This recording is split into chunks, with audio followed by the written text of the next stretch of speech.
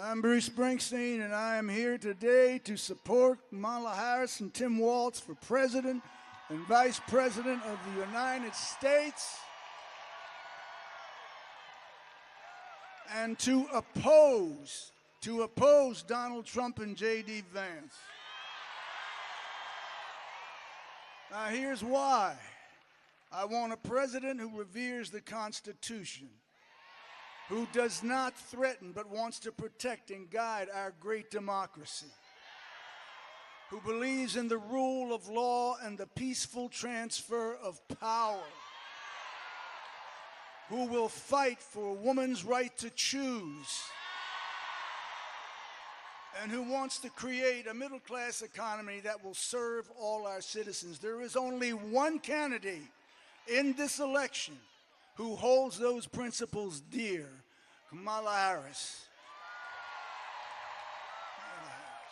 She's running to be the 47th President of the United States. Donald Trump is running to be an American tyrant. He does not understand this country, its history, or what it means to be deeply American. And that's why November 5th, I'm casting my vote for Kamala Harris and Tim Walz. I urge all of you who believe in the American way to join me. Thank you. This is land of hope and dreams.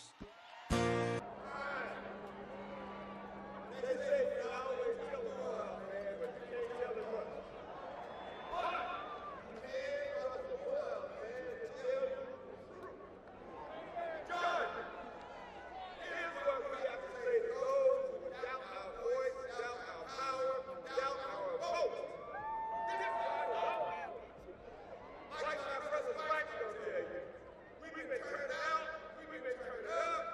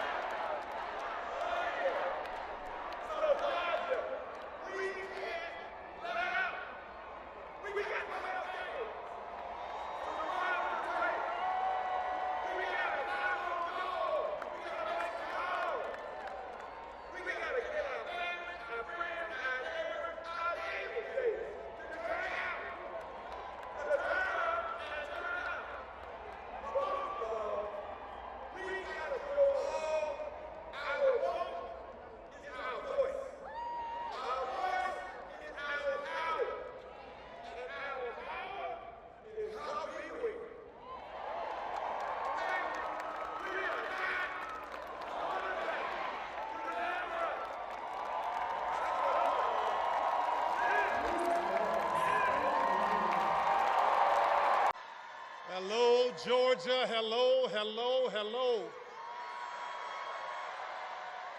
I got to tell you, I've been a resident here for a little more than 30 years, so I know a few things about Georgia.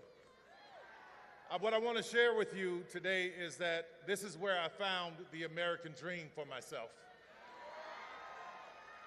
And lately I found myself having my feet in two different worlds. One where I'm talking to very wealthy people at their table, and then I come to work and I'm talking to people who work for me about everyday problems and everyday issues. So it puts me in a very, very peculiar spot to be able to talk to you.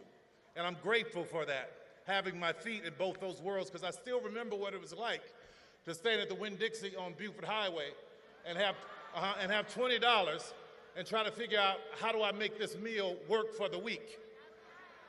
I know what it's like to have my landlord knocking at the door and I'm in the bed hiding because I don't want him to knock on the door because I know he has an eviction notice.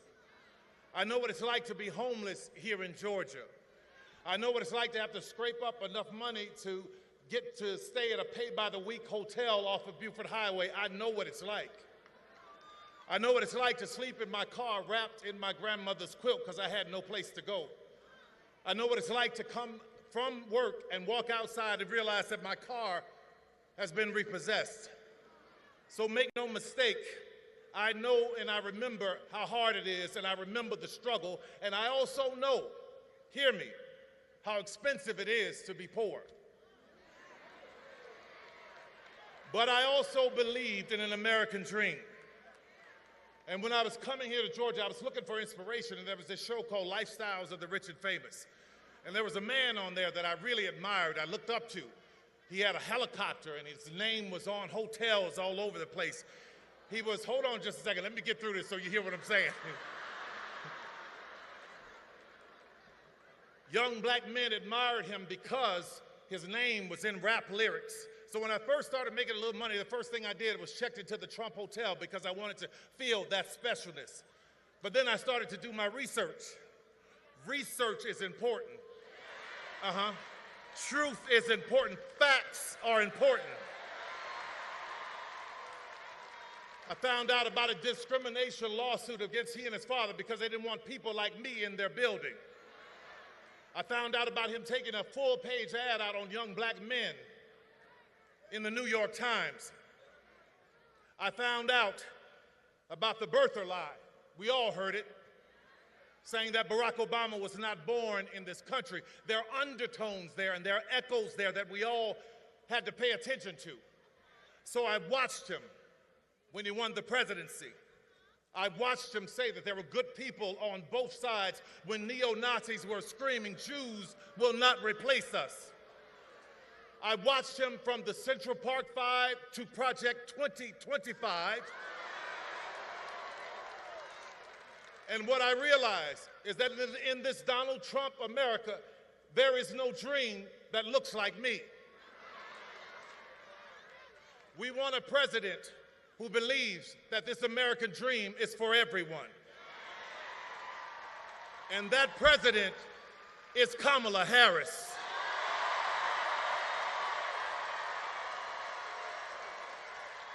We want a president that understands, like I did in Georgia. When I came here, I didn't have anything, but I had a dream. So I worked, and against all odds, I worked my way to where I am now.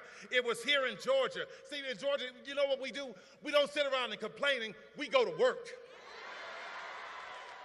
It was here where I became a studio owner. My first studio was on Krog Street. Now that is Krog Street Market. And then I bought another studio, which was on Greenbrier, right near Greenbrier Mall on Continental Colony Parkway. And it was there that Barack Obama came in 2012 to do a fundraiser. And he was getting ready to leave, and he said, "Come ride with me. We're going to my house for a fundraiser." And I'm saying, "Wait, you want me to ride with you in the Beast?" So I get in the car, and traffic is stopped, and we're riding, and he's talking to me. And for those of you who are old enough to remember Charlie Brown, all I heard was wah, wah, wah, wah, wah, wah. I finally said, "I'm sorry, Mr. President, but I haven't heard a word you've said, because I'm in awe of this country. What a great country that you could become president of the United States." And he turned to me quick as a flash and he said, "Yes, but what a great country that you could become Tyler Perry." From that moment, I went and I bought a bigger studio. I bought Fort McPherson Army Base. Right now, where we hire thousands of people are coming through that doors. And I don't care what was stacked up against me. I don't care. I didn't pay attention to that. What I paid attention to was how do I help somebody? I broke through that door, laid it down on its side, and let it become a ramp so that somebody else can get higher too. You want to hear something about an American dream? Fort McPherson was once a Confederate Army base where there were Confederate soldiers trying to plot and plan on how to keep 3.9 million Negroes enslaved. Now that land is owned by me.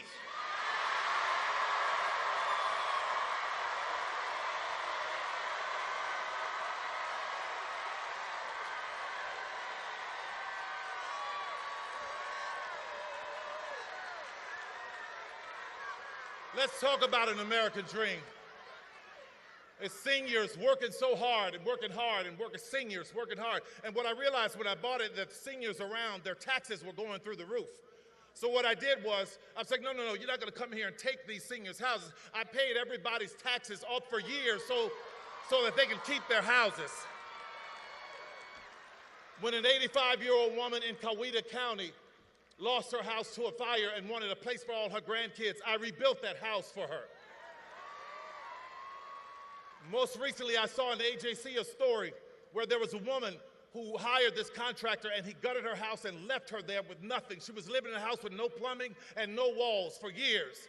I rebuilt that house for her. Why am I telling you this? I'm not telling you this to be bragging. What I'm telling you about it is, what I want you to understand is I have compassion for our seniors. So when a candidate says that we have lowered the cost of insulin to $35 for seniors,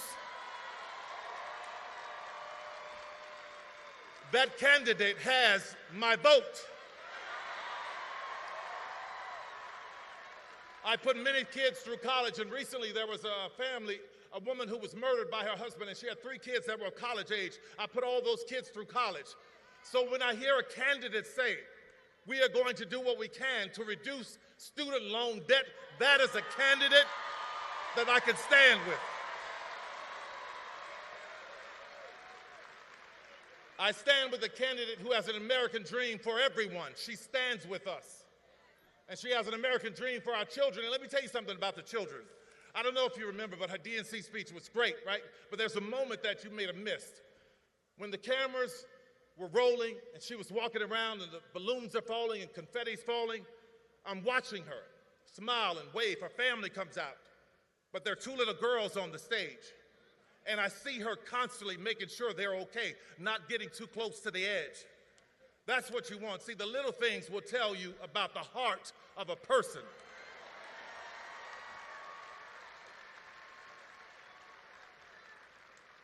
In that speech, she talked about how we have more in common than what separates us. So, Georgia, I want to put that to the test. I didn't have a father who gave me millions of dollars to start a business. Did you? Didn't think so. My mother didn't have some great legacy, but she taught me how to pray my way through a situation. It sounds like we have that in common. I'm the kind of American that believes in a secure border, but at the same time believes that if anyone is coming seeking legal asylum, our arms should be open to them. I'm the kind of American that believes that if you are running for office, you shouldn't sink and tank a bipartisan bill to help the border so that you could use it for your own glory. If you are like me, I worked my ass off to buy my first house and build my business and take care of my family. That is the American dream. I believe if you work that hard and you put into Social Security, when you get to a certain age, that you put in should be there waiting for you because it's yours. I believe that we all should have affordable health care and it not be replaced with the concept of a plan. What the hell?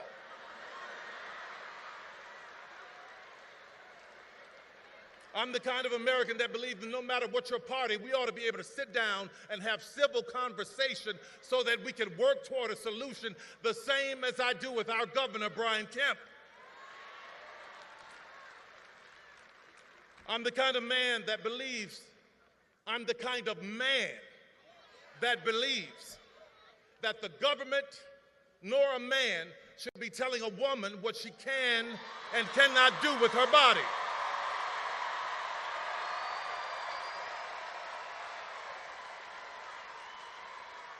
I'm the kind of American who believes that poll workers should do their civic duty without being harassed and threatened like Ruby Freeman and Shay Moss in Fulton County.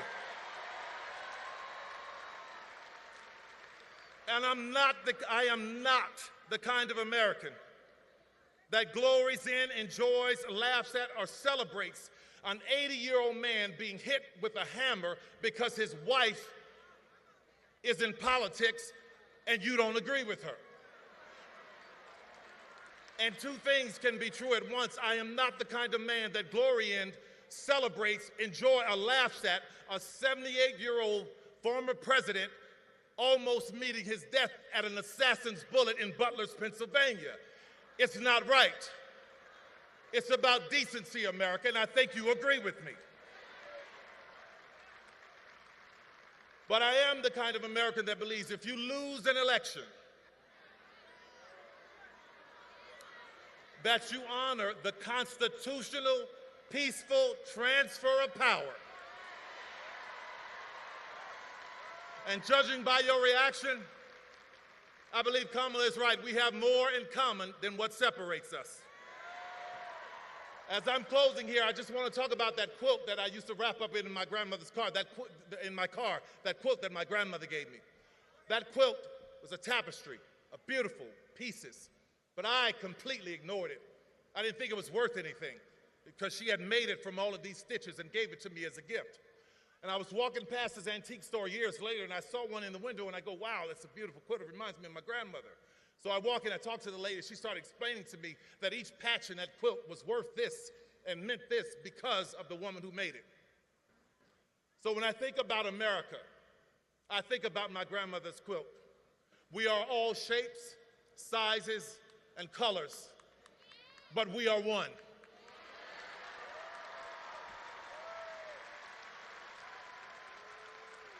And it was so important for me to stand with a candidate who understands that we as America, we are equipped. And I could never stand with a candidate who wants America to be a sheet.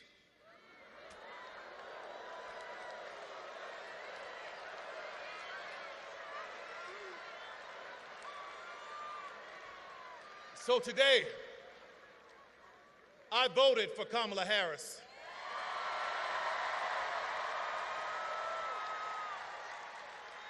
And Georgia, it was only about 11,400 votes that separated Trump and Biden. So every vote counts. So I stand here, full-throated, with my full chest, begging you, imploring you, let's get out and make Kamala Harris the 47th president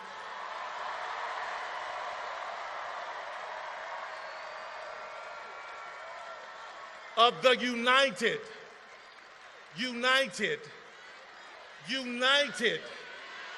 States of America. Thank you, everybody. God bless you.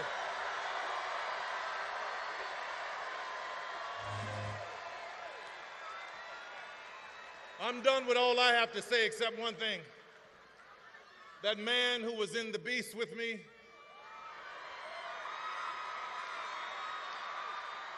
you know him, Michelle's husband, one I've always admired and looked up to, and I'm glad to be able to say this. Ladies and gentlemen, the 44th President of the United States, Mr. Barack Obama. Are you ready to go? It is good to be back in Georgia. Good to be back in Atlanta. And this is quite a lineup you've had here. You got my buddy Bruce Springsteen. You got Tyler Perry.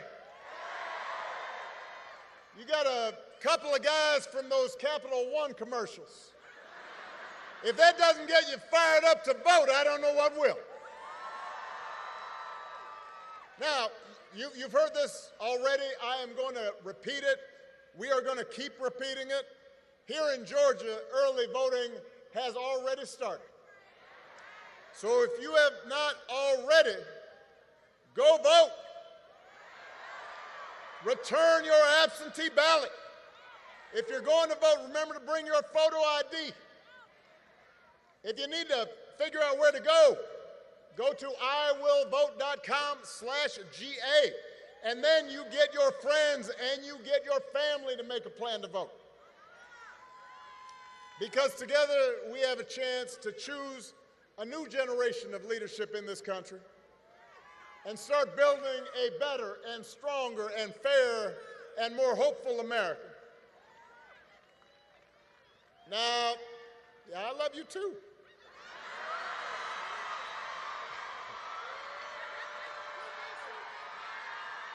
Now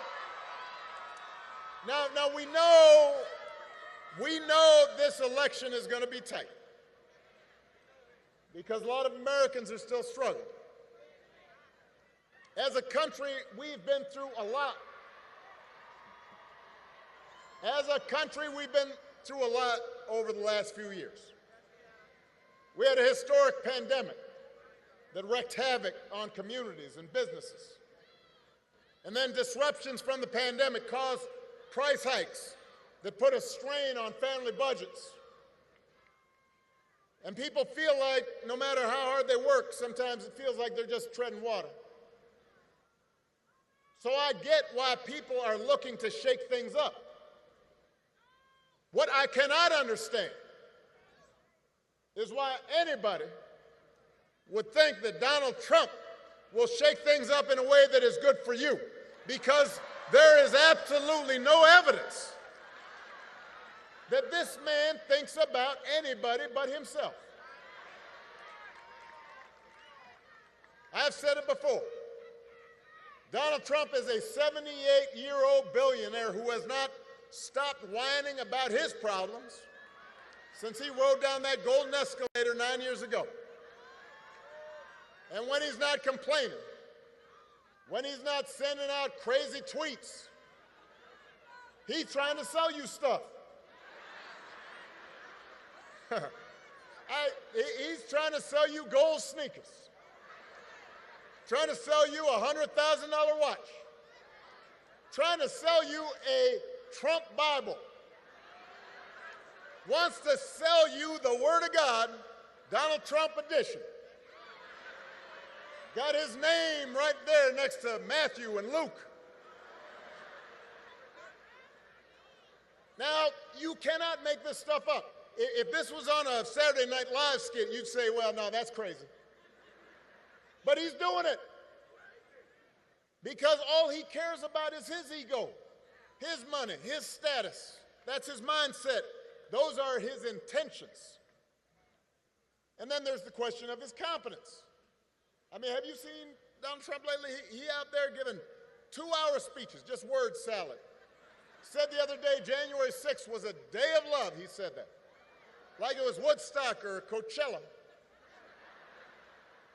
If your grandpa was acting like this, you'd call up your brother, call up your cousin, you say, hey, have you noticed Grandpa? He acting kind of funny right now. But here's the interesting thing, is he acts so crazy and it's become so common that people no longer take it seriously. I'm here to explain to you, just because he acts goofy does not mean his presidency wouldn't be dangerous. And you do not have to take my word for it. Lately, some of the people who know Donald Trump best have been saying in no uncertain terms that he should not be president again. The other day, General John Kelly, Donald Trump's former chief of staff, said that Trump told him he wanted his generals to be like Hitler's generals. Now, don't boo. Vote. Now, I want to explain that in politics, a good rule of thumb is don't say you want to do anything like Hitler. You know, that's just good political advice. But it is useful because it gives us a window into how Donald Trump thinks. And John Kelly isn't the only one saying this. Two of his defense secretaries, people who worked for him, said the same thing. His chairman of the Joint Chiefs of Staff, that is the top of the top brass in our military, said he is dangerous. Now, I happen to know John Kelly and Mark Miller. They served under me when I was commander-in-chief. These are serious people. This is a decorated soldier and Marine who served in battle. They are not, quote-unquote, woke liberals. They are people who have never, in the past, even talked about politics because they believe that the military should be above politics. But the reason they're speaking up is because they have seen that in Donald Trump's mind, the military does not exist to serve the Constitution or the American people. He doesn't see being commander-in-chief as a solemn, sacred responsibility, just like everything else. He thinks the military exists to do his bidding, to serve his interests.